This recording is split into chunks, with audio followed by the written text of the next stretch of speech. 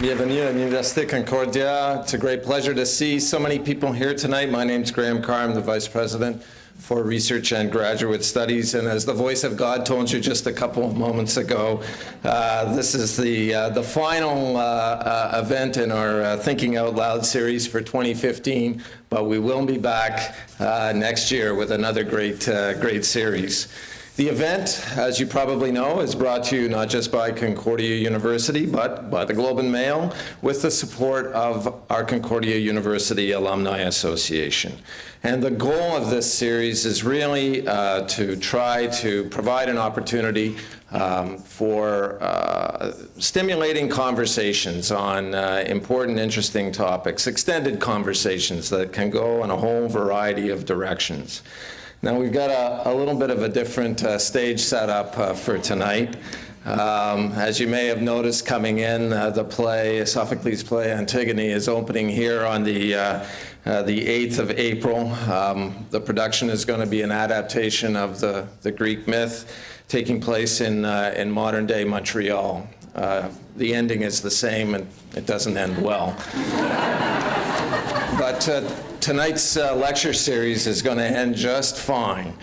And the theme of tonight's conversation is about curating life. It's about the choices that we all make when it comes to telling and sharing our stories, what's private and what's public. And let's get started, why don't we? So please join me in welcoming the moderator for tonight's conversation from the Globe and Mail, Ryan MacDonald.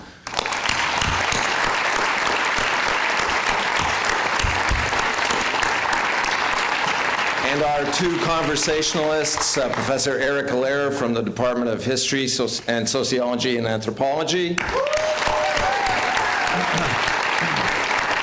and Jonathan Goldstein. Have a great evening, everybody.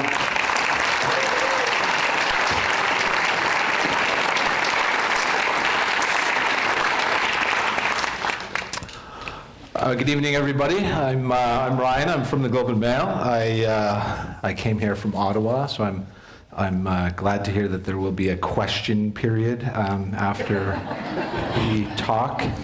It will be very concise. There will be no grandstanding.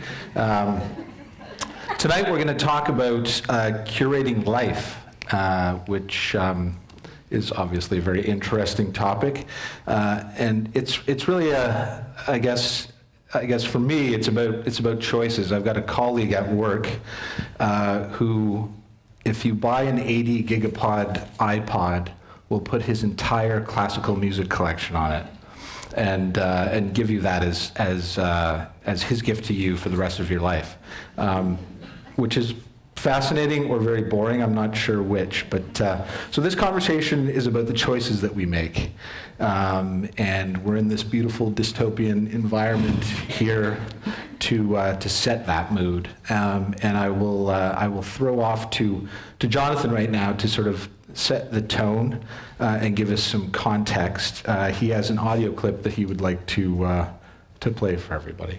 Yeah, it's just a clip from my show in case you've wandered in off the street for shelter and don't know who I am or what you're doing here.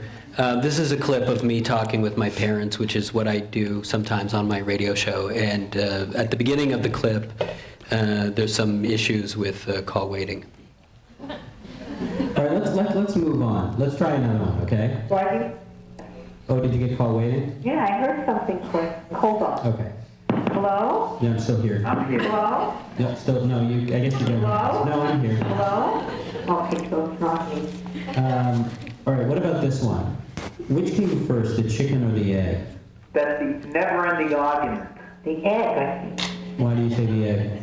Because the chicken comes out of the egg. Where did the egg come from? I don't know. Comes from the hen. Right, so where did the hen come from? The hen comes from the hen comes from her mother,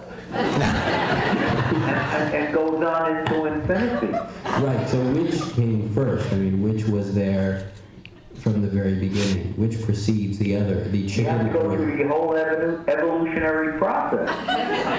You have to go back, maybe even millions of years. Mm-hmm. So which do you think it is, the chicken or the egg? Ronnie, this is too difficult. Because the chicken is the womb, where the egg comes out of. Okay, but where does the chicken come from? The chicken comes out of the egg. This is driving me crazy. I can't take The this. chicken comes out of the egg. But you see, Come out of each other. It has to be the egg comes out of the chicken, and the chicken, But where did that chicken come from, Bob? another chicken. God help us. That's where that comes out of the womb, and the chicken, the hen, is the womb. How could there be an egg without a chicken? Well, how could there be a chicken without an egg? Because the chicken is the womb. Where did the chicken come From from? another womb. But where did that womb come from? Another womb. Oh, but you're driving me insane. There could be no egg without a chicken. I see it from the, like, space. A star comes out of some black space. It's the womb. The womb. Wait- Everything is wait a created second. from the womb. So you're saying you're imagining some kind of, interstellar cosmic chicken coming from outer space? Yes. That's what you're seeing. Yeah.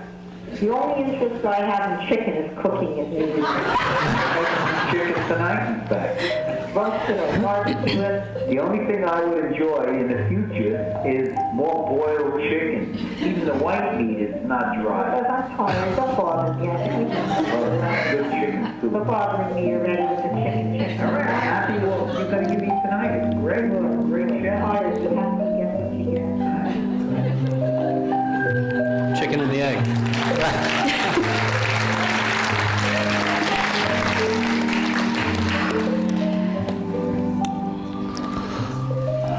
We can only hope that our conversation will be that circular. I mean, it bodes well. Erica has something she would like to read.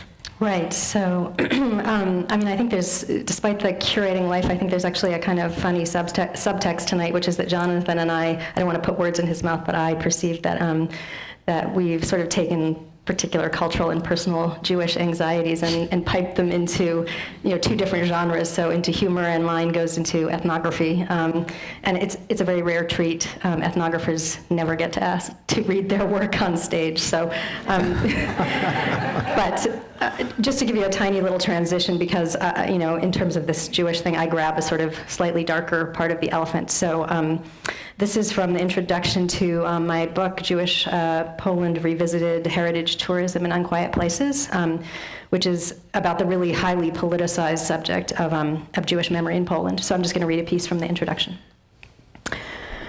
I stayed. That was the main difference between me and other Jewish tourists to Poland.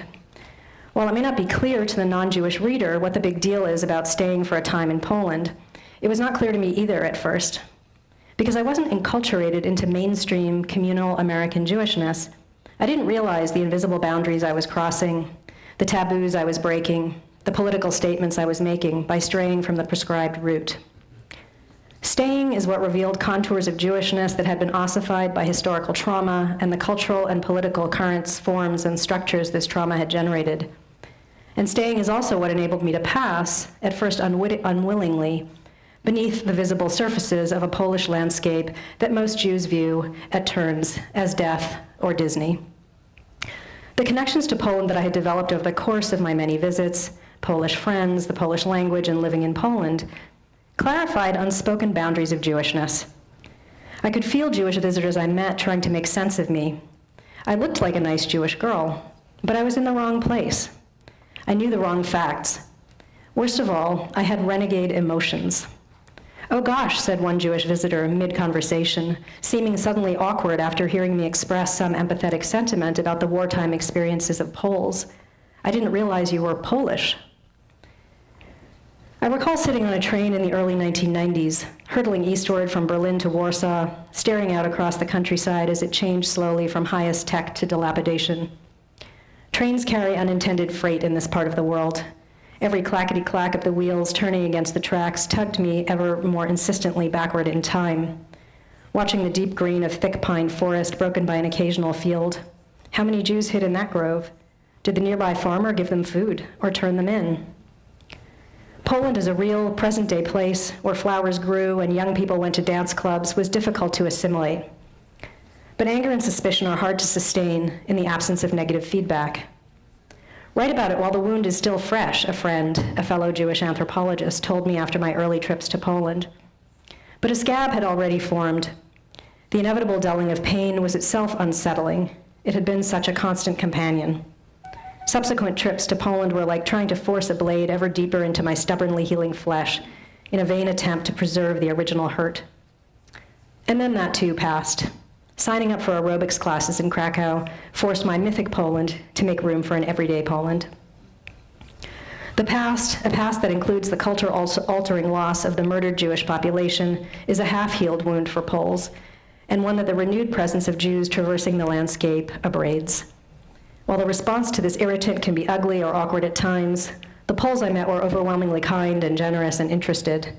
Some were undeniably inspiring, like Jan Sasak, the small-town Catholic stonemason who had built a Holocaust memorial with his own hands, changing forever my understanding of memory's vectors. Either way, I found something simply welcoming and cathartic in the popular acknowledgement that the past is not over.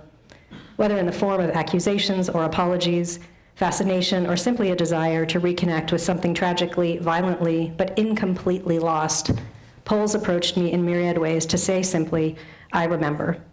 I wanted to remember with them.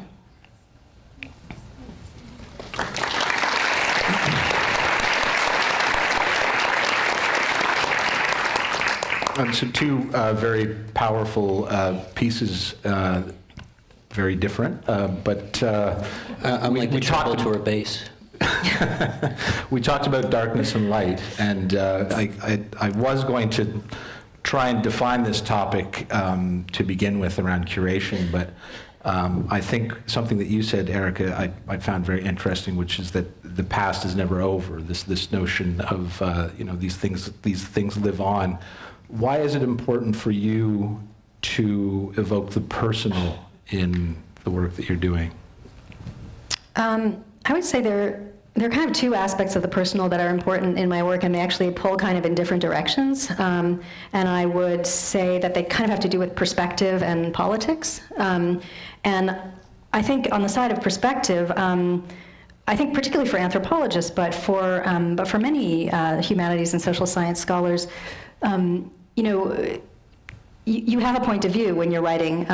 Let's say, okay, I'm going to stay with anthropologists. When you go to do field work, the anthropologist themselves is like physically in the field. They are the body. They are the sort of instrument of data collection. And if you don't own the fact that you are filtering everything through your own perspective, that there's this kind of, like in physics, they call it the Heisenberg principle, that you are changing the social situation that you're trying to document. You kind of you give your readers a raw deal. They're missing some important context for understanding why you wrote what you wrote. So I want to sort of own the partialness and the situatedness of knowledge production.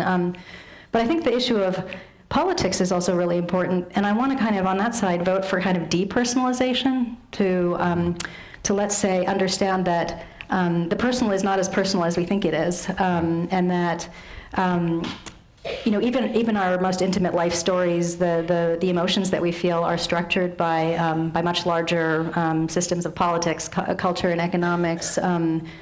There's a philosopher, Judith Butler, actually has this wonderful phrase, a grievable subject, and she talks about like what groups in society are we trained to feel for, to be able to empathize with their various historical tragedies, and I think that question, is very concrete in the question of like why can you have in Ottawa a monument to the victims of communism but not to the victims of colonialism? Right. Yeah, this was something that we can get back to that. But did you want to weigh in, Jonathan, as well? I mean, the intimate life is your stock and trade. I mean, it is. Yeah, it is. I've turned it into a cottage industry of sorts.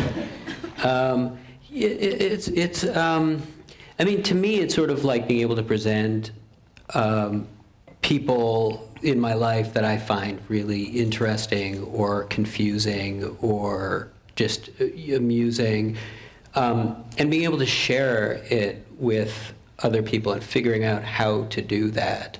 To be like, I could present people that I think are interesting or intriguing, but I want to basically present them through the frame of my perception, tell people why, like, why I enjoy them and try to make them enjoy them in the way that I do, in a kind of control freaky sort of way. It's a bit like being able to have like a dollhouse almost, like it's like playtime where you can like make people say the things that you want and kind of move them around, and no one gets hurt, unlike real life, which is like just such a joy. So your approach is very deliberate in that sense. Deliberate in the sense that you're telling specific stories through the framework of your own perception. That's I feel like that's what I try to do anyway. Yeah. What is the difference between the personal and the private in your work? Is there a private portion to your work? There is. I mean, like privately, I think I would come across as like being very personally revelatory, but I'm kind of like a withholding character in some ways. Yeah, I mean, I think it changes a lot. Like one of the first things I ever did in radio was I was hired to do a show in the late 90s called Road Trip, which was, it was like the internet was this new thing, and I was going to be sent around to file my stories and send them through the internet on like over a 56K modem, and they sent me out with this like camera that was like the size of a shoebox that was digital, that took floppy disks, and it was all very new and exciting. And I had a producer who was working in the Toronto CBC, whose actual specialty was documentaries about the Holocaust, and I would send him in material that he thought was like just like me hanging out at like a 24-hour dépanneur or something and getting thrown out, and I thought it was really funny, but he thought like he would edit all that stuff out because he thought I was like embarrassing myself. So he saw it as like something that was private, but I saw that stuff as like I wanted to put this stuff as center stage, which is how I actually ended up learning how to edit tape. I edited the tape and I sent it to him, so he had no choice but to use it, because otherwise he was just cutting all that stuff out, thinking it was incidental. And he was saving me, and he was a really nice man too. But he just didn't get me, and I think so. I think like it shifts, Like in some ways, I used to have this barometer where I felt like, well, if I'm embarrassing myself, then I must be getting at something true and honest. But of course, that isn't the case at all. You know what I mean? You're just embarrassing yourself. So I think it's. The private is kind of raw, and the personal, I guess, involves some act of like sculpting, and like there's personal memoirs, and then there's a private writings that take place like in a toilet stall with your diary, or so yes. And the same question for you, Eric. How does it apply to your work? Yeah, I mean, I think it's interesting. I guess I don't think of it so much as public versus private, but self-indulgent versus relevant. Because, in scholarship, what matters is there's sort of a conversation that a group of people in a particular discipline have been having over a number of years, and whatever you do, your research is supposed to help sort of push that forward, sort of what's the new, the newest knowledge. And so you have to make a contribution, basically. I always tell my students there has to be like a so what in their paper. And like, I mean, when I was in Poland, my field notes, so the raw data, I mean, it was full of, oh my gosh, pages and pages of like my own angst and my own pain, and my thinking about the past and my family, et cetera. That's just me. That's like my whole show. Yeah. I was writing about Jonathan the whole time. But of course, very little of that shows up in the book, because it wasn't relevant until I realized that I had something to say about, like the formation of Holocaust memory or the politics of Holocaust memory, when I started realizing that, actually I'm meeting people who are saying very similar things, having very similar experiences. I noticed that there are these youth trips to Poland that are, sponsored by, North American Jewish community or a state of Israel, and there's a sort of cultural politics there. And so I realized then I had something that was not just about me, but was relevant to that conversation. So I think we've got a great sort of base of what your work is, both of you, and how you approach it. I want to sort of come back to the topic at hand, because, and maybe it's a little bit arbitrary to try and put a a word around it, but this notion of curation, it's almost seems a little bit cliche, like it's a slippery word. It's like linguistic inflation or something, you know, that suddenly everybody is a curator. And if everybody does it, is it special anymore, or is it special in any way? How do you see curation? I mean, you come at your work from a very specific approach, and we can start with you, Jonathan. Well, I think I'm very special. Yeah. No, I mean, like what I do is kind of like a hyper curation in some ways, where it's like editing tape is kind of like a because the way that I feel anyway in doing radio is like that time is a very valuable real estate. So you kind of want to trim experience down as you would like some bonsai bush, you know what I mean, to its essence somehow. I feel like what I end up doing is kind of like taking, like, you know, like something like my parents arguing about the chicken and the egg, and by putting a frame on it, and even in some ways actually I don't know if you noticed at the end there's some scoring music, and the music also acts as a kind of frame and telling you how to like hear it. I'm trying to present like a kind of I don't know, it sounds grand, but like an experience or a kind of private experience, maybe in a way that that you don't get, or that just seems like one time someone told me, you know, my office is on the periphery of the Montreal CBC newsroom, and someone, and she didn't mean it. She wasn't trying to be mean, but she said, you know, your show is like the stuff that we leave on the cutting room floor. And it was true in a way, you know what I mean? That there wasn't a place for this kind of thing. Like in her curation of experience, there was an epic tale being told of the news, and then there was this other weird private gook. Yeah, I can relate to that, actually. Yeah. I think my curation experience is a lot different than yours. What about you, Erica? How does it work in your world? I mean, I think to a certain extent we're all curators of something here. Me, news, political news. You, your family. Yeah. And Erica, a very interesting look at how memories work. So. Yeah, I mean, it's kind of funny because I actually came to curating not, you know, through professional training, but I guess in this situation I am the actual curator here, like in terms of actually curating in a not inflated way. So I think of curating as you know, making an argument with objects and in space, you know, in a museum, gallery, et cetera. And it's a way that you can make much more complicated, multi-layered, kind of sensuous arguments than you can just writing them. So it's a way to actually communicate sort of things I found in the fields that I wanted to write about, and, you know, I wanted to communicate about in ethnography. But for me, actually, one thing that's been maybe more metaphorical and kind of suggestive is the kind of, if you look at the etymology of the word curate, it comes from the word curare, which means to take care of, right? And so, in fact, traditionally, curators were people who cared for collections of objects, and there was a sense of stewardship there, right? A sense that there really was something to be taken care of.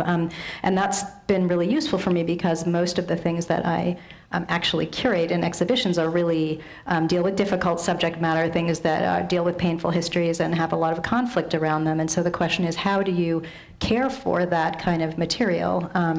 And, you know, some of what I've done is tried to create, well, one thing is, you probably can't see this very well, but I curated this exhibition of these wooden figurines of Jews that are a tradition in Poland. And, you know, it's a rather controversial object, and I wanted to make a space to where it could be sort of an interrogative exhibition rather than a pedagogical one. So I wanted to make space to learn from the people who were coming to visit and enable them to learn for each other, because I thought that was a way of sort of taking care of this, that I could recognize that I'm not the expert on this subject and everyone has their own something important, a perspective to bring to it. So that's sort of how I think about curating.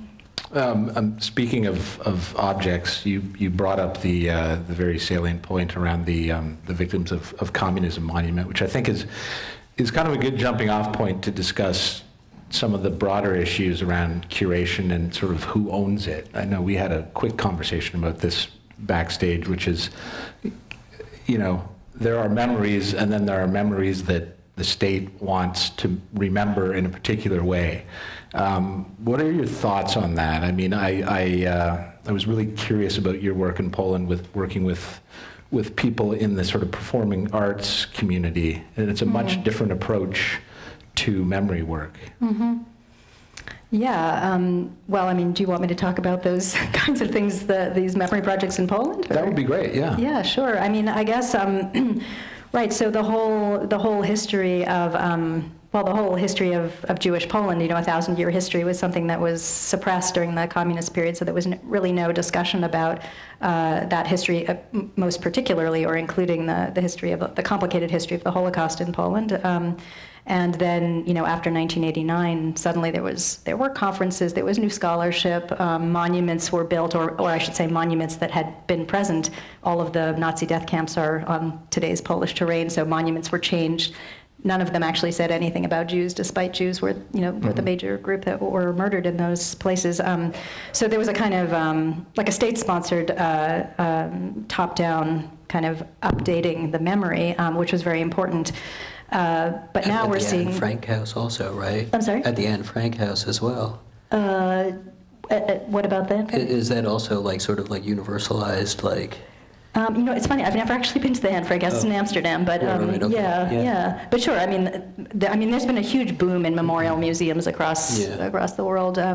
But what started to interest me was that there was a second generation of memory work that was much more provocative, and it dealt with these kind of art happenings, and it was doing things that were really trying to unsettle that first layer of memory, and it was much more grassroots, bottom up kinds of performances, as you mentioned, like a barn burning to invoke this barn that was burnt in full of Jews by their Polish neighbors in 1941 in a eastern Polish town. But right, a lot of art actions that were trying to unsettle state-sponsored memory and ask questions about personal implication, ask questions about connections between, sort of Poland, Germany, and Israel, invoke multiple histories, multiple kinds of politics that are entwined with each other but don't often get spoken about. So a lot of interesting stuff going on. Poland, I think, is actually really, in some ways, at the cutting edge of Holocaust memory work today. Jonathan? Talk about Poland. I was like, what is he going to say? Yeah, no, I just had the thought that in some ways curation, it just occurred to me that we can be so careful about the things that we decide to preserve, and yet in the end, it's sort of there's an element of chaos and entropy. There's these CDs that I like to listen to, which is the Yiddish Radio Project, there's this proliferation of Yiddish radio post-war in New York, hours and hours of stuff, radio plays, all kinds of things. And the stuff that remains is just completely what ended up not being thrown in the garbage. It's there's a commercial for Straits Matzah, or some kind of kaopectate or something like that, and that's it. So I mean, there's certain things that are just kind of, the things that I remembered are kind of in some ways beyond our control. Do you think there's a danger in oversharing any of this? I mean, we are in kind of a culture where sharing everything seems to be a bit of the norm, at least in social media. I mean, not, of course, everybody does it, but particularly for you, Jonathan, I mean, you share a lot, but is there ever a danger of oversharing in your world? In some ways, I feel like the stuff that ostensibly presents itself as personal, and really, in the context of such a newsy medium as CBC Radio, if you come out and you say, I whatever, people take it at face value. It's not really an ironic medium, but in many ways, I feel like the personal stuff that I'm doing isn't, in some ways, as personal as the stuff that is fiction, you know. I feel like in some ways I'm more revealing of the way that I feel when I don't have to protect the people that I'm talking about. You know, it's like that Oscar Wilde line about how if you give a man a mask, he'll be more inclined to tell the truth. I think there's a lot of that for me. But that said, I mean, yeah, I don't know. I'll reveal anything for a laugh, I guess. In the end, I'm a song and dance man. I think the sort of the question on everybody's minds, of course, is how do your parents react to this? I mean, they really, it runs the gamut. Like, I mean, sometimes I feel like they don't. I don't know on what level they're getting it, because like we'll have a conversation like that, and then I'll say, oh, that was really great, this is going to be funny, people are going to like it, and then they'll say, oh, you were recording it, and I'll be like, I'm a full-grown man calling his parents up on the telephone to talk about like what animal you would most like to be. Yeah, I was recording it. And so sometimes I just, like, obviously they want to help me. They want to ensure that I make a living and such, so they're on board in that respect. But they're people who did not have, like, any dramatic training. They weren't even in, high school drama class or anything, but they were sort of like, they perform a version of their relationship, I think, socially. And in some ways, all I had to do was like just turn on the mics, And so sometimes I feel like they don't really care. But then other times, like my father will be at like his mechanics, and the mechanic will say, "Hey, I heard you on the radio," and your wife yelling at you, and then like it kind of makes him happy. Then or after the show they'll say, "We listened to ourselves, and we were great." So I think they find that kind of neat, Well, there's certainly a high degree of honesty in the work. Erica, to that point, how important is honesty in the work that you're projecting through other people? I mean, obviously it's academic, but does it get messy, or is it? Are there? Yeah, I mean, I guess it can get messy. I guess I would say, yeah, I guess there's something about ethnography is kind of terrifying, because, and that's also why it's very difficult to, at the university there are these like research review, ethics review boards, right, where you have to make sure that you're getting kind of ethical approval for your work, but it's very difficult in ethnography because ethnography is done over a period of usually years, and so you've met some people, you've indicated that you're doing a project, and you kind of insinuate yourself into their lives. But after a while, they kind of forget. You become friends. You have real relationships, and yet you're still doing ethnography, and you're taking your notes. And so it was. I think some of the most terrifying moments of my life were when I had to send like a copy of my first article to. I did this because I felt ethically obliged, but or a draft of it to my dear, essentially my adoptive family in the field in Poland.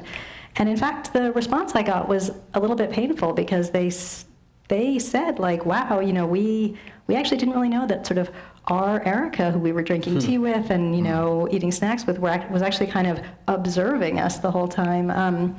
So, yeah, but you have to kind of, you try to be as, you try to take care of that knowledge, right? You try to do it justice, and you try to be ethical about it. And in the end, you try to work through those relationships. And so for me, the kind of proof has been that those relationships have deepened and been maintained. So in the end, we come to understand each other. Mm-hmm. What did they think that you were doing?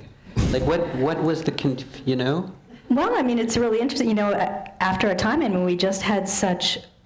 we all had such overlapping interests. The Polish people that I was mostly working with were people who were very identified with Jewishness. They were generally not Jewish, but they were very invested in a kind of moral way with this history. And so, like, I have this adoptive family who runs a Jewish bookshop in Krakow. They are not Jewish, and so I basically for years, for many months, over many years, sat in their bookshop with them and hung out. And then they had a daughter who they named Erica, actually. And so we're very close. And I just, so of course, that first article was painful because I think people forget. But then after a while, I have a sense that we have a shared labor, right? I mean, we're all actually working towards the same thing in our different ways. Yeah. So now they understand much better what I do. But it took a while. But I mean, this was over years, over years. Joan Didion has a line about how like she just doesn't understand why anyone would even speak to her. Like what's in it for them in a way. No, absolutely. I think ethnography is terrifying, and I would never want an ethnographer to come into my village. So I'm immensely grateful to the people who Not an let me in. Yes. Well, I mean, I guess to a certain extent, ethnography is, I mean, you do share this idea of telling people's stories. Is there a kind of a contract that needs to take place there? I mean, I do it myself as well. I mean, we interview people, they appear in stories. They don't always like what is said in those stories, and in some ways you do have to manage that relationship. Yeah. But what about you, Jonathan? Yes. I wanted to say that I just did a story a couple weeks ago. It was kind of a departure from what I normally do. It was in that it took place in the real world. And it was about this child actor from the early 70s named Mason Reese.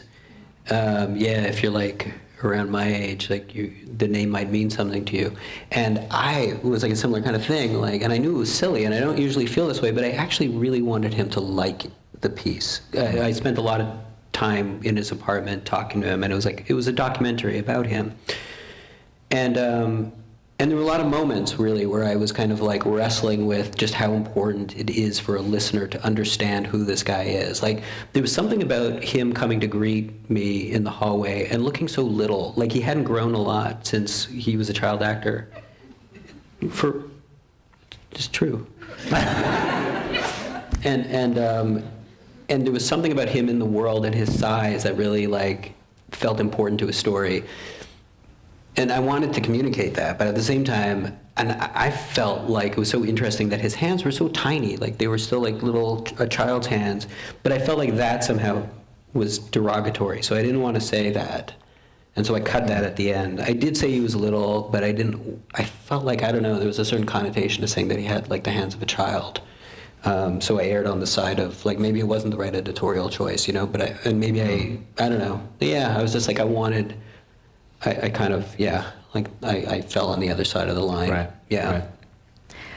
Can I add something? Of course, yeah. Just a thought. I mean, I think it's interesting because in journalism, although I don't know if, Jonathan You can call me a journalist. I didn't want to slur anyone, but I mean, I know in journalism traditionally, right, your pact is with your readers, right? But in ethnography, it's a little bit different. Your pact is really with your sources of information, and so it's really about protecting them and helping them to tell their story. And so, it creates a different kind of relationship. So we usually anonymize our sources, for example. Like Right.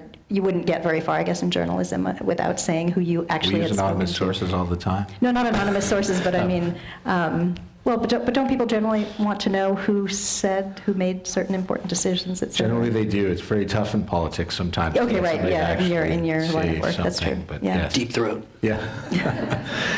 But is there any kind, I mean, this may be a sensitive question, but do you ever feel like there is that sort of self-editing that Jonathan was talking about? Obviously there's not. Self-editing? Oh, absolutely. No, absolutely. I mean, I would never want to say anything that would hurt the people that I have come to build these long-term relationships with. That said, I mean, I also feel an obligation to sort of tell my own truth or make the points, to explain what's going on in a way that I think is important. So there's no negotiation there. And I mean, at this point, I've gotten to the point where I just discuss it with people. Like, this is the issue. Like, is it okay if I say it like this? How would you, and we kind of work on certain things together as well. So. Mm-hmm. Do you feel like you're creating memories in your work? Is that something you consciously think about, or are you just thinking, I want to entertain, I want to be funny? I want to entertain. Mm-hmm. Like I said earlier, I'm a song and dance man at the end of the day. A little song, a little dance, a little seltzer down the pants. Like memories for myself or for others? For others, yeah. Like memory, that's a great question. I mean, I feel like in some ways, I think they're almost opposed in some ways. Like I spoke to, I don't know if any of you guys are familiar with a radio guy who was very influential for me, named Joe Frank, who did radio in the 70s, 80s, 90s in LA. And I asked him, like, if he felt, because he worked so much, and I asked him if he felt like he missed out, like, you know, in having a life and basically making memories. And he said, well, all that stuff fades, but I have my radio shows that I could listen to in the evening when I'm old. And I thought, wow, that's really something. You're really coming down on, like, against the prevailing wisdom, because, I mean, when you see friends, you make memories, but when you're working all day editing tape, you're not really forming memories because it all kind of blurs into something. So in answer, I don't know that I'm making memories for myself, but I hope I'm making memories for others.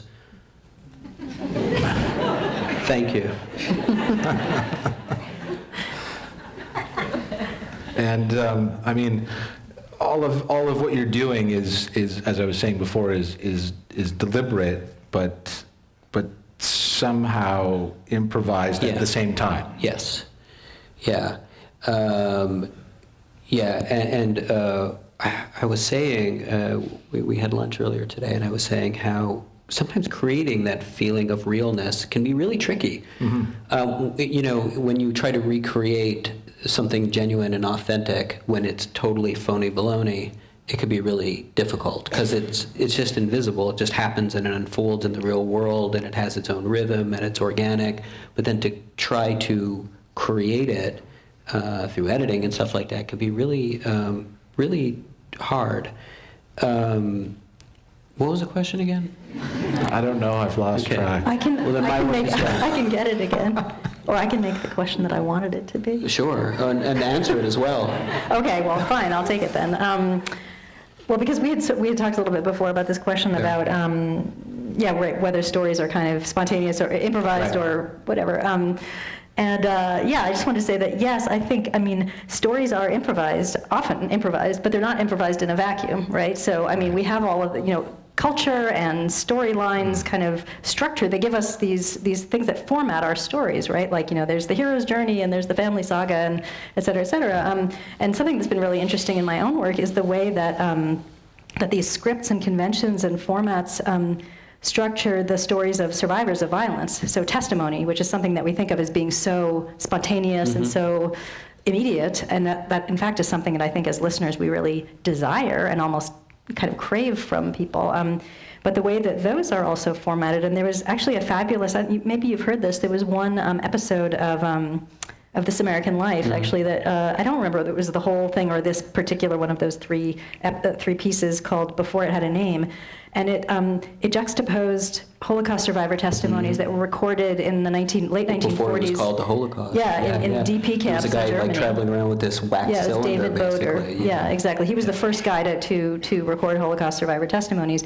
And they played some of his tapes next to some of Steven Spielberg's Shoah Foundation tapes from recorded in the 1990s. And it's uncanny to hear people who do not yet have a vocabulary, a set of concepts to try to narrate their experience. There was no Holocaust yet. There were no survivors yet, right? And then, of course, by the 1990s, everyone's talking about and then I was on the death march, and the things that they know, not because it wasn't part of, the experience was part of their own, but the language, knowing the whole history rather than their own specific experience was now there, and they have this very smooth story. And I think it's interesting to think about how stories, I think, conceal and protect us just as much as they reveal, right? I mean, they can kind of serve as armor because, Holocaust survivors and other survivors of violence often tell the same story over and over, almost verbatim, because what would it be like to actually experience it and kind of re-traumatize themselves because someone is actually anticipating a deep, raw story, so. To what extent are you, in your work, listening to stories directly from the individuals who experienced that, or individuals who have passed along those stories through generations? Well, decreasingly so, of course, because that generation is now passing. But it's funny, we had a kind of interesting little exchange about that at lunch.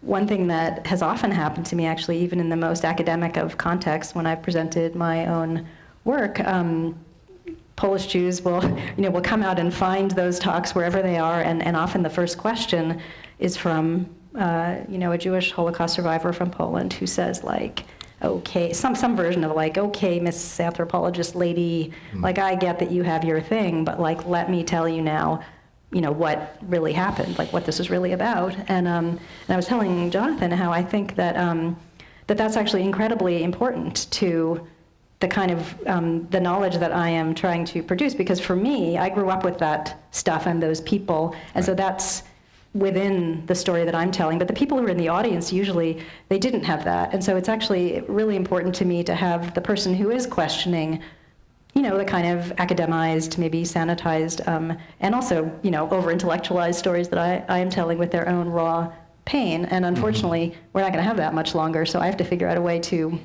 somehow incorporate that into, the stories that I tell. Yeah, the listener, to a certain extent, figures obviously very prominently in both of your work. Mm-hmm. I do think back about like that guy who's traveling around recording this thing, and that they didn't even really know what it was, Like, yeah. I think we are running fairly good on time, but we would like to open up to questions. And at this point, I would like to just say thank you to Jonathan and Erica. Thank you. And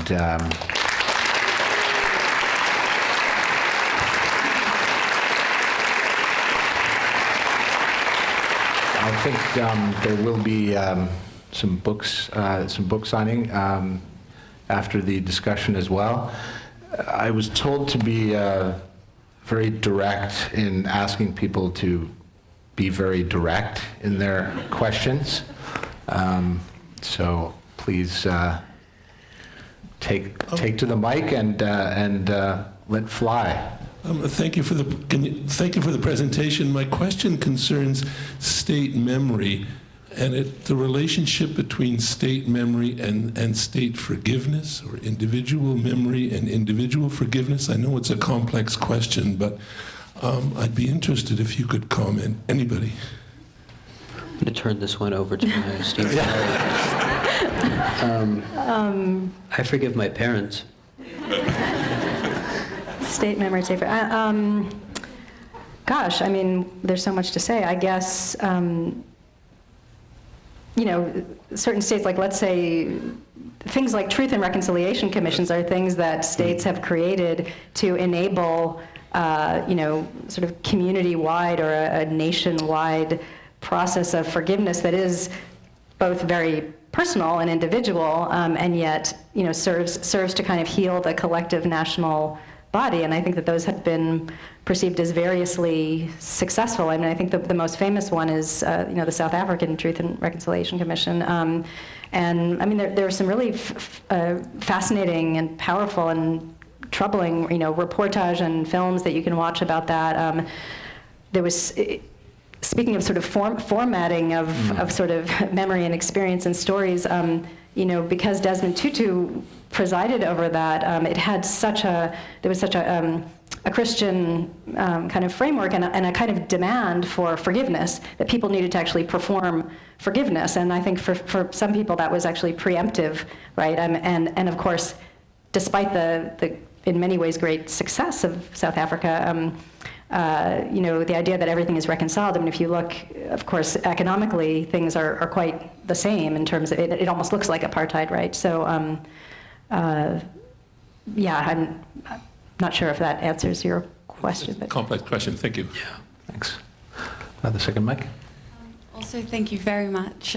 So I'm just wondering, we've spoken about what is private and what is public and how you create the two, but I'm just wondering, how do you curate the boundary between the two? How do you curate that stepping over from private into public, and whether that's relevant or not?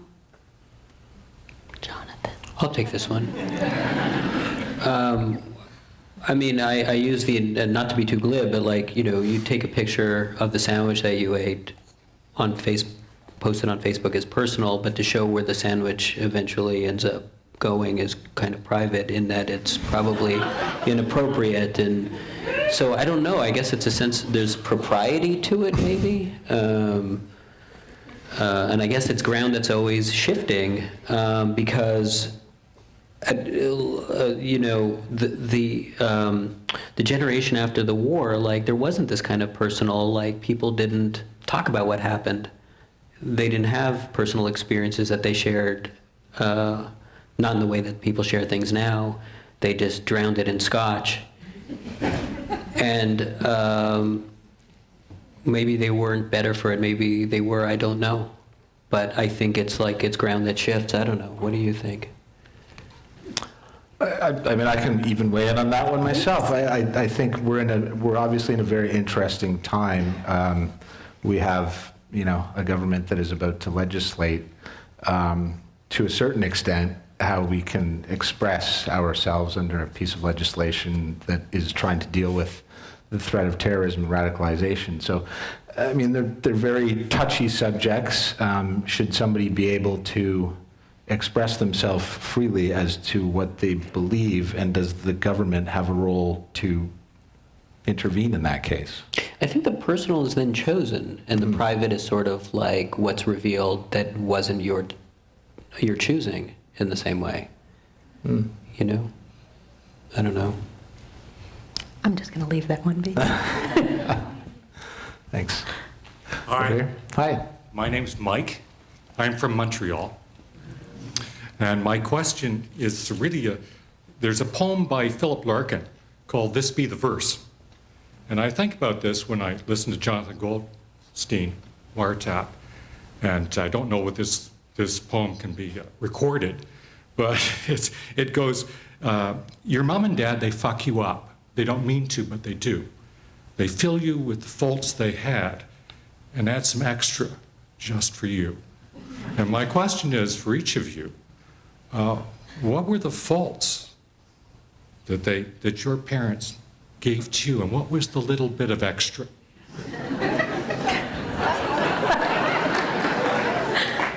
I'm sorry to like trap you in this net. You did nothing to deserve this except show up. You know, you get the parents you deserve.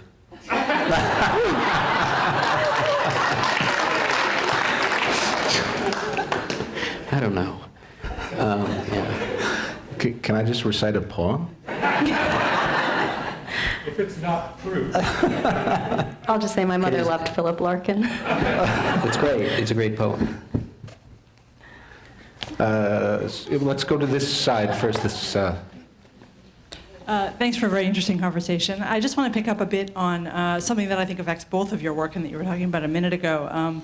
The fact that we now have this common vocabulary for telling our stories. I think now that we live in a world where everybody's listening to the same podcasts and consuming the same media, we live in a world where narrating trauma has a certain vocabulary associated with it. Does it make it difficult for both of you to access what you would consider to be authentic experience in order to do your own work? Or is it even relevant to talk about authentic experience? Can I just say something with regard to your book? You have a quote that addresses this, which I thought was great, at the beginning of one of the chapters. Okay, you don't know what I'm talking about, you don't remember. But it's something about how if you know what you're, it speaks to this, and that like if you know, if you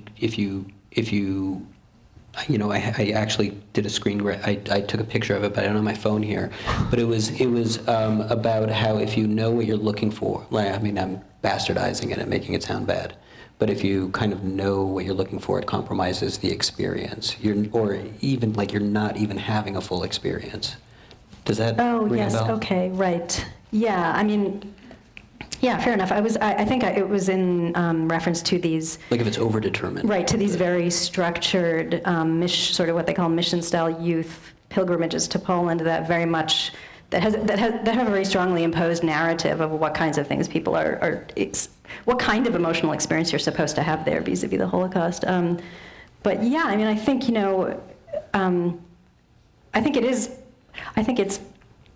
so in a sense, my problem hasn't been about capturing the authentic, but I'm actually trying to kind of provoke different kinds of authenticity that I think often are under-experienced, let's say that. So in my own curating, I've tried to do things that kind of unsettle people from the kind of comfortable, familiar personal positions that they typically inhabit, which lead them to then feel certain ways, pick up on certain narratives, have certain opinions, see things in certain ways, and to see if I can knock people off their game, so to speak, and say, you know, what's actually pre-identity categories and all of those structures that we receive? Can I actually make people feel unsettled in a way where something new can happen, right? So a kind of new authenticity. So I don't know if that speaks to the question. Yeah, that's the trick, I guess, for poets or for scholars, to make it new somehow, you know, not to fall into the trap of pre-digested experience and words and stuff like that. I don't know. Thank you. Sir? As everyone, thank you very much for an interesting evening. But my question has to go with the fragility of memory. And simply the act of observation may have provide an opportunity to change people's recollections, to change their memory. Now, when you add your last comment that you incite, you knock them off their game, are you creating new memories? Or how comfortable are you that your history is a true and valid history, or is there no such thing anymore? Okay, well, you use the terms both history and memory, which are different, although overlapping, and I think function in different ways. I think it's really important for historians to write history, which is, it's true and accurate according to the terms of that, the conventions of that genre, right? I mean, there are facts and there are ways of interpreting them, and there are communities of interpreters and scholars who check each other and try to be accurate. But I think, where I'm coming from is this situation in Poland where you have such a contentious debate around sort of the Polish-Jewish past, with all of these sort of patterned cycles of like accusation and defense, and people fall into these very polarized categories of like Pole and Jew, not recognizing that like, well, all of the Jews who lived in Poland were also Poles, right? And so these identity categories are getting kind of constrained in ways that are very unhelpful. And so trying to loosen this up a little bit. And in some ways, this isn't even about memory. This is actually about contemporary experience as well, but also about memory and history. Having people understand that things, these identity categories that we use so much and we hold so tight to are really their social constructions that that the reality, the experience, and the history that underlies them is just simply much more messy than those. And so I'm trying to get a little bit at those mess. So maybe those identity categories can expand a bit more, and we can all have a little more overlap with each other, which I think speaks to the desire to have the future be different from the past. Mm-hmm. That's a good way of putting it. Yeah, very nice. Mm-hmm. Yep. My question, but it's something that I was thinking about when I heard the title of the discourse tonight, of public versus private. And also private for me means personal. So for example, today I was at a banking machine and doing a transaction, and the woman beside me was having a heated discussion with her friend on the phone, and extremely personal. And I really did not want to hear it. Not only was it sort of making me lose focus on my transaction, but I felt as if I was being privy to something that I had no business knowing about. And one of the observations I make frequently today is that a lot of people are happy to have their personal stories, their personal affairs become public with an unknowing audience almost. And I think, Jonathan, what I hear when I listen to Wiretap sometimes is like, are his parents told, like, did his parents have a script or not? Are those really his parents? Is that really his cousin? Did he tell that guy what to do? And there's that, on your show, that there's that blurring, and of course there's that comedic aspect to it. But in real life, so often I find it inappropriate, and when people will talk too loudly, even if it's on a cell phone, they'll say something with an earshot, which I don't think should be I should be hearing. It's inappropriate not to be done. And of course, what you're hearing, Dr. Lehrer, are extremely personal and private events, yet many of those survivors are asked to speak in a public forum also and to come forth, and of course then it becomes scripted, and it has to be. I think knowing how any story you tell more than once, like a stand-up comic, is going to have, you're going to shape it and it's going to come into a more public form. But so I guess my main thing is it's I find it annoying when people, that people will talk on their cell phone about things that are not public, you know, and yet it becomes public. And I think it has to do possibly with the fact that we have cell phones. So if you'd like to comment, thank you. But I felt like I needed to say that in this particular forum. Jonathan? Yes. I don't know if I'm like really weird, but I get such a charge out of, particularly because my French isn't very good, and I've been spending more time in New York recently, and the fact that I can understand everything that's going on is very exciting, and it's such a boon for eavesdropping. And I've listened like to people on really loud cell phone conversations and like have followed them like out of my way just to see where this is going, you know. But I think that probably says more about me. Yeah, it says you're an ethnographer. Yeah. Yeah. So. But would you then use that material in your work, I guess? No, I don't know. It's just pure voyeuristic delight. You know, I like to say that, like, yes, it feeds into, but no, not really. It's just like curiosity.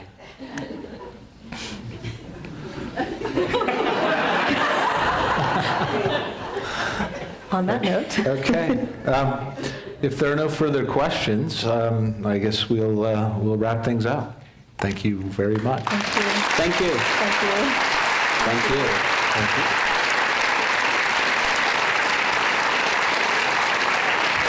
The books are to be signed outside. Yes.